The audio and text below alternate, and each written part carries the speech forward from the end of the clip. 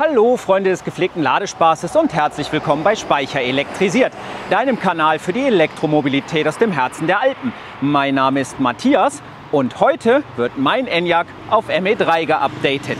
Los geht's!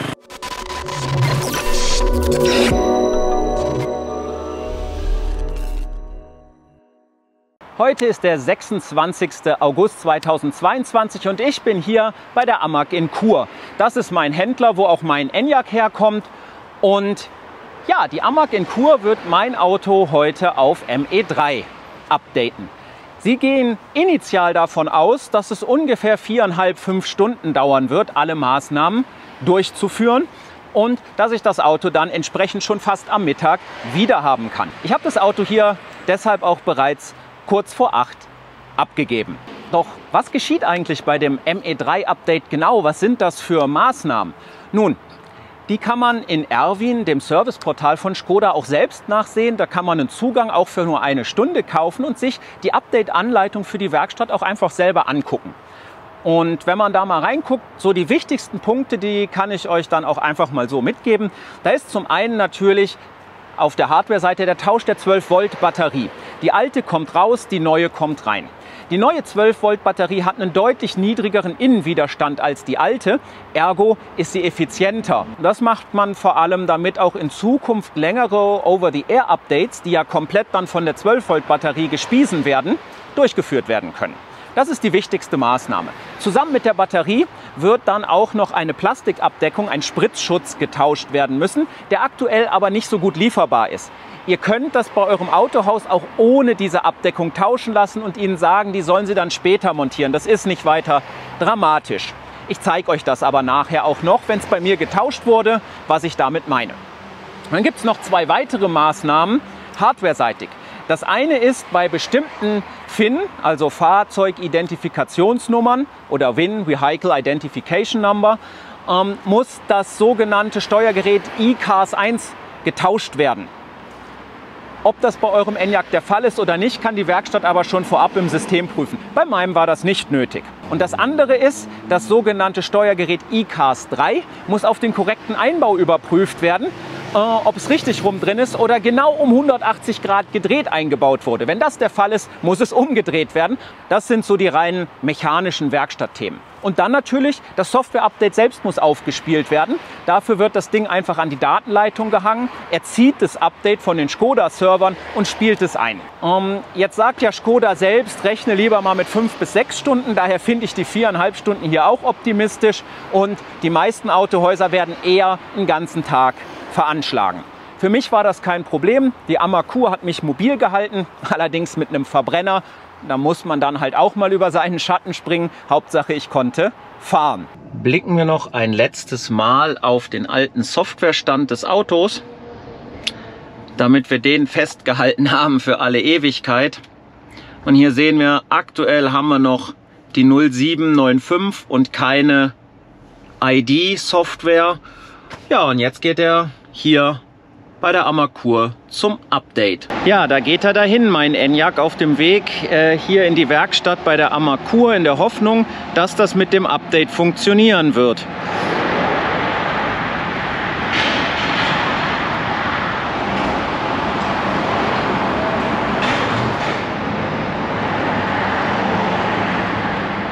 Da steht mein Enyaq und ich habe ihn zurück und er ist geupdatet. Er ist auf ME3 und es lief fehlerfrei durch.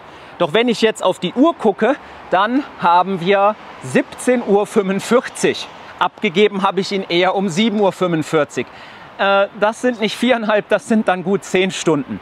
Es hat sich also bewahrheitet, das Update braucht einfach länger. Es gibt halt doch noch das ein oder andere, was einfach Zeit frisst. Manche Sachen kann man halt auch einfach nicht parallel machen. Man kann die Kiste zum Beispiel nicht parallel updaten und die 12-Volt-Batterie tauschen. Das sind halt sequentielle Tätigkeiten. Also stellt euch lieber darauf ein, dass euer Auto wirklich für einen Tag zu eurem Händler, zu eurer Werkstatt geht, um das Update durchzuführen. Ich bin gespannt, was mich jetzt drinnen erwartet. Da nehme ich euch natürlich mit. Und vorher zeige ich euch aber nochmal die genauen Details rund um die 12-Volt-Batterie und was ich mit der Abdeckung meine. Die Plastikabdeckung, die auch bei meinem fehlt, seht ihr hier. Das ist nicht die hier oben, die sitzt hier vorne vor. Die kann auch später wieder dran gebaut werden. Ich stehe hier an einem Demo-Fahrzeug, das schon mit der neuen Batterie und der Abdeckung geliefert wurde. Also lasst euch davon nicht abhalten, das Update machen zu lassen. Und so sieht das Ganze nach dem Update ohne die Abdeckung aus. Also es geht nicht um das hier oben, wo die Anschlüsse sind. Hinten sieht es auch gleich aus. Es ist wirklich nur hier vorne so ein Spritzschutz, der da fehlt, und der kann halt problemlos nachgerüstet werden. Bevor ich mich jetzt mit Škoda Connect verbinde, hier noch ein paar Infos. Mit dem Update vergisst euer Enyaq auch so gut wie sämtliche Einstellungen, die ihr jemals gemacht habt. Ihr müsst also fast alles neu einstellen. Und noch ein wichtiger Hinweis, weil wieder Gerüchte im Umlauf sind. Für das Update braucht die Werkstatt weder beide Schlüssel, ich habe nur meinen Hauptschlüssel abgegeben, damit Sie das Auto bewegen können, noch braucht sie dafür euren Škoda Connect Login oder eure S-Pin, also diesen 4-stelligen PIN. Wenn die Werkstatt danach fragt, dann müsst ihr ihnen das nicht geben. Das Update, wie ihr seht, geht trotzdem. Ich würde den Werkstätten aber auch keine Absicht hier unterstellen. Ich denke, sie wollen das aus Convenience-Gründen euch gegenüber, weil wenn ihr ihnen diese Daten für Škoda Connect geben würdet, dann könnten sie diesen Registrierungsschritt für euch vornehmen. Ob ich deswegen mein Škoda Connect Passwort und meine S-Pin rausrücken würde, eher nicht. Wenn ihr dann in euren frisch geupdateten Enyaq einsteigt, woran merkt ihr, dass alles geklappt hat? Na klar, vorne an der Prozentanzeige neben der Batterie. Und natürlich auch direkt daran, denn ihr müsst euch natürlich neu wieder mit Škoda Connect verbinden. Führen wir das Ganze hier einfach durch, weil ich möchte mich natürlich entsprechend anmelden, und das Ganze machen wir jetzt auch. Geht natürlich nur bei eingeschalteter Zündung. Ja, das heißt schon länger her, dass ich das gemacht habe.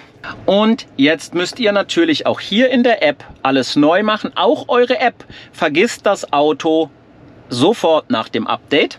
Das machen wir jetzt auch. Dann müsst ihr euch als Hauptnutzer im Fahrzeug verifizieren. Die App meldet dann auch, wir haben Ihr Fahrzeug gefunden. Ja, das ist schön. Daten werden geladen. Und da bin ich. Willkommen, Mats. Mit meinem wunderschönen Profilbild. Und wenn ich jetzt auf Home gehe, seht ihr, das ist nicht das, was ihr von mir kennt. Hier ist alles verstellt. Euch fallen aber hier sofort schönere Symbole auf.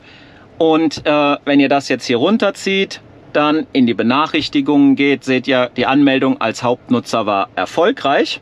Und jetzt springe ich für euch einfach nur noch mal ganz kurz in mein Setup, aber ihr seht es schon an den vielen Symbolen und Co. Das Update muss durchgelaufen sein. Ihr seht, jetzt ist hier die Software 3.0.0.0 drin und die Škoda Software 0333. Lasst euch von der auch nicht irritieren. Die wird nicht konsequent hochgezählt. Ich hatte ja vorher 0795 und soweit ich weiß, ist die 3.1.0 ID-Software, die 0561 hier bei Software. Also neu gilt für uns, was da oben steht, ist wichtig.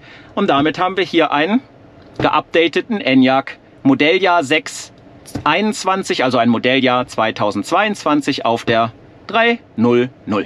Stichwort falsche Batteriegröße und falsche Ladegeschwindigkeit. Ich habe es hier mit OBD11 ausgelesen. Ihr seht, mit dem Update sind jetzt bei mir hier die richtigen Werte hinterlegt. Battery Type und auch DC Charging Power. Lasst euch jetzt von dem alten Wert nicht irritieren. Das sind die konfigurativen Werte, die man einstellt. Natürlich ist dieser Wert auf das neue erhöht worden durch das Update, aber das widerspiegelt sich hier nicht bei diesen Einstellungen. Aber ihr seht, die sind jetzt korrekt.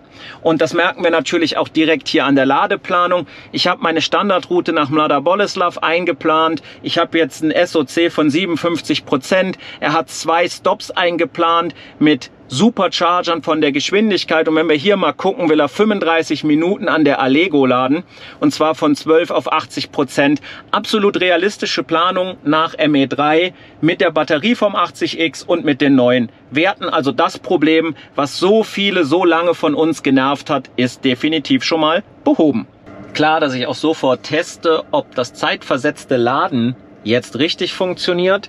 Ich habe aktuell 32% SOC und habe ihn jetzt mal hier als Ladeort bei mir daheim eingestellt, dass ich gerne einen Zielladezustand von 50% hätte und bevorzugt zwischen 22 Uhr und 6 Uhr laden möchte.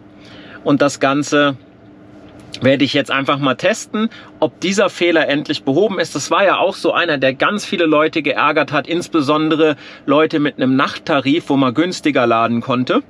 Schauen wir uns morgen früh mal an, ob er dann wirklich auf 50% ist oder ob wir immer noch das Problem haben, dass er irgendwas lädt, aber definitiv niemals bis zu dem eingestellten SoC, den man haben möchte. Und am nächsten Vormittag sieht das Ganze so aus. Das Auto hat tatsächlich auf 50% aufgeladen. Genauso wie es sein sollte. Ich weiß, der ein oder andere von euch, der stört sich daran, dass man immer das Profil bestätigen muss. Ist ein Thema für ein anderes Video, gehört jetzt nicht hierhin.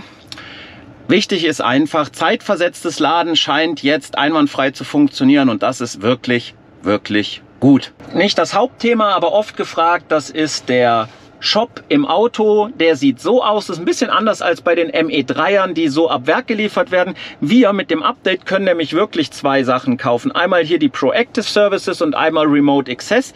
Ihr seht an beiden 0 Franken stehen. Ich habe euch das zudem auch hier in der App aufgemacht und dann seht ihr, da gibt es für mich 2 Pakete. Und hier steht 16 Franken, aber das ist für die Verlängerung von 1 Jahr. Ich kann es auch kostenlos probieren. Und das andere Paket hier unten, die Proactive Services, die kann ich sowieso nur kostenlos probieren. Und spannend sind vor allem hier die Remote Access Dienste. Ich kann auch mal hier drauf gehen. Und da drin enthalten, seht ihr, ist der Fahrzeugstatus und die Parkposition in der MySkoda-App. Fahrzeugstatus heißt, sind die Türen offen, sind die Fenster offen und so weiter. Und Parkposition genau das, was es sagt. Und ich werde es jetzt auch einfach mal hier kostenlos probieren in der App. Und dann seht ihr, der folgende Artikel wurde hinzugefügt. Wenn man dann die Rechnungsdetails ausgefüllt hat, kann man auf Jetzt bestellen gehen. Die Frage ist, wann taucht das hier wohl im Auto auf? Gehen noch mal raus und laden den Shop neu. Vielleicht ist es mittlerweile auch schon da. Ihr seht, in Bearbeitung, da tut sich was. Das braucht wohl einen Augenblick. So schnell geht das nicht. Es hat circa 5 Minuten gedauert, bis dann Remote Access aktiviert war. Ich konnte es euch gestern nicht mehr zeigen, weil ich da schon auf der Autobahn war und da natürlich nicht filme. Was bekommt ihr damit? Nun, in der App bekommt ihr damit einerseits dieses Türen und Beleuchtung, wo ihr den Status seht. Wenn ihr drauf geht, seht ihr es auch noch mal etwas detaillierter. Nein, ihr könnt damit das Fahrzeug nicht öffnen und schließen und auch nicht die Türen und Fenster öffnen und schließen. Oder noch nicht, das weiß ich nicht. Letzthin bekommt ihr diese Übersicht und ihr bekommt hier in der Navigation die Parkposition. Wenn ihr das dort seht, der Dienst ist derzeit deaktiviert und diesen Inkognito-Agenten liegt es daran, dass ihr das noch nicht hier in eurem Nutzerprofil aktiviert habt. Denn dazu braucht er Zugriff auf ein paar Daten und das müsst ihr ihm in den Privatsphäre-Einstellungen hier erlauben. Standortdaten senden. Nur wenn ihr das aktiviert, dann habt ihr auch in der App am Ende beim Reiseplaner hier oben die Parkposition des Fahrzeugs. Auch neu in der App ist da unten das Online-Parkticket. Das funktioniert in der Zusammenarbeit mit Parkopedia. Das habe ich jetzt noch nicht aktiviert. Da will ich mir auch erstmal die AGBs zu ansehen. Es gibt aber auch schon einen Punkt, und das gefällt mir persönlich überhaupt nicht, der nicht mit dem ME3-Update mitkam. Ich rede jetzt hier nicht von den Schwarmdaten oder den Funktionen mit den seitlichen Sensoren, das ist gemeinhin bekannt, sondern hier von den Farbprofilen. Die sind nicht geupdatet, das sind noch die alten Hintergrundbilder. In dem ME3 sieht es anders aus, das seht ihr auch in dem Video. Und mein Auto, obwohl es ein 80X hat nicht den Mode Traction bekommen. Der ist in den Bergen bei Schnee durchaus noch hilfreich. Und das hatte ich jetzt eigentlich so nicht in Erinnerung. Soweit ich weiß, hieß es immer, dass auch das geupdatet wird. Da müsste ich jetzt wirklich, oder da würde ich mir von Skoda eine Antwort zu wünschen, warum mein Enyaq hier nichts geupdatet bekommen hat. Vor allem nicht einmal die neuen Hintergrundbilder, auch wenn die nichts helfen, aber man sieht ja, das ist noch das alte. Ganz anders übrigens im Vergleich dazu hier die Assistenten, da hat es auch das neue Hintergrundbild bereits bekommen. Natürlich darf auch der obligatorische Ladecheck nicht fehlen. Wir haben ja jetzt die erhöhte Ladeleistung mit dem ME3. Darum bin ich mit 12% hier zu GoFast an die Säulen gefahren. Die können bis 350 kW liefern. Und Das sollte ausreichen, um halt hier den Check zu machen. Den Car-Scanner habe ich auch an, damit wir uns dann die Zahlen genau angucken können. Batterietemperatur sieht auf jeden Fall schon mal sehr gut aus hier mit 28,5 Grad und leer genug ist er auch. Schauen wir mal, was jetzt die Peak-Leistung meines 80X wird. So, die Ladung wird vorbereitet. Ich bin gespannt. Auch hier wieder ein kleiner Hinweis. Dieses Video wird unterstützt von Move Mobility, einem Schweizer Ladeprovider, der mir hier den Strom zur Verfügung stellt. Einfach mal auf die Webseite gehen. Yay! Und da lädt gar nichts. Also dann auf ein neues. Wir probieren eine andere Säule hier und schauen, was passiert, ob die jetzt hier funktioniert. Zumindest auch hier die Ladung wird vorbereitet. Und wenn die nicht geht, steht zum Glück da vorne noch eine. Aber malen wir mal den Teufel nicht an die Wand. Die funktioniert auch nicht. Ja, langsam wird es lustig hier an dem Standort. So, letzte Säule hier. Nachteil dieser Säule, die kann halt nur 150 kW liefern. Damit ist der Test jetzt natürlich hier schon irgendwo sinnlos. Aber naja, hoffentlich bekomme ich überhaupt Strom. Immerhin etwas. Einzig und allein ist das Problem, dass wir jetzt natürlich nicht sehen, wie hoch der 80X geht, weil der hat ja die hohe Ladeleistung, dafür lädt er nicht ganz so schnell. Ich werde jetzt hier auch nur bis 25% laden. Wir sehen aber, wir sind bei 140 kW. Da hat das Update definitiv was bewirkt, aber eben die Säule ist zu schwach. Ich lade nur so viel, dass ich zu einer anderen starken Säule komme, wo wir das ganze Experiment dann einfach wiederholen, weil das bringt jetzt hier so nichts. Schluss mit Laden. Nachdem das eben an dem 350 kW Standort, ja gelinde gesagt, ein Desaster war, bin ich jetzt zu einem anderen Standort gefahren und bin aber auf 14%. Ich habe es nicht mehr runter auf 10% geschafft. Jetzt stecke ich hier an. Allerdings hat dieser Standort nur maximal 180 kW, aber das sollte ja eigentlich reichen. Und ich hoffe einfach, dass der jetzt sauber funktioniert. Ja, tut mir leid, dass ich euch das nicht zeigen kann, wie die Kiste dann so mit 170 oder sogar 180 kW zieht. Der Test fällt ins Wasser. 2 Ladestandorte habe ich ausprobiert. Beide haben einfach nicht richtig funktioniert. Der erste hat so gut wie gar nicht funktioniert. Da ging dann nur die 150 kW Säule. Da haben wir immerhin über 140 kW Peak gesehen. Und an dem Standort ist halt mehr als 80, 90 kW an den Säulen einfach ja, aktuell nicht möglich, obwohl sie mit 180 kW ausgewiesen sind. Machen wir dann im anderen Video, wenn ich euch die ganzen Details der Software dann noch aufzeige. Das war ja jetzt wirklich nur das Update-Video mit den wichtigsten Verbesserungen. Und damit will ich es dann auch jetzt mal einfach sein lassen. Wurde dein Enyaq auch schon auf ME3 geupdatet? Dann schreib es mir doch unten in die Kommentare. Ist bei dir alles glatt gelaufen? Wie lange hat es gedauert und bist du zufrieden? Und wenn dir das Video gefallen hat, dann freue ich mich über einen Daumen nach oben. Und noch besser über ein Abo von dir. Das ist eine enorme Wertschätzung und hilft, dass der Kanal wächst. Wenn deine Unterstützung noch ein klein wenig weitergeht, dann findest du unten in der Videobeschreibung einen PayPal-Link oder nutzt doch das YouTube Thanks, das ist das Herz mit dem Dollarzeichen drin. Und dann würde ich mich freuen, wenn wir uns im nächsten Video wiedersehen und bis dahin, bleib energiegeladen.